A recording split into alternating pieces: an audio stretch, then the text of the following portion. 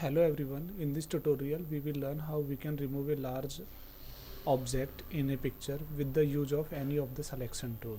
So what you need to do, you need to only click or select a particular selection tool. I am just using marquee tool, lasso tool.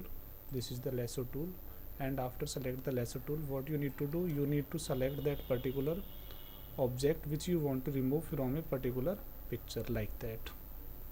So this is the first step. Select any of the selection tool. I just use marquee tool because the selection is in the selection of object in the form of zigzag. So in these types of conditions we can use lasso tools. So after select lasso tool, what you need to do, you need to start and you will end with the starting point.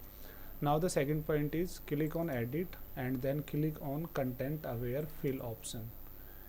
This one, it will also giving you preview. Just click on OK and the large object will remove automatically, like that.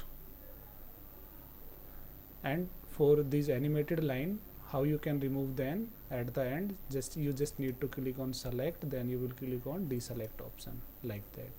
So with the use of any of the selection tool and the use of content aware fill option inside edit tab, you can remove a large size of objects. So let's try this trick with another picture.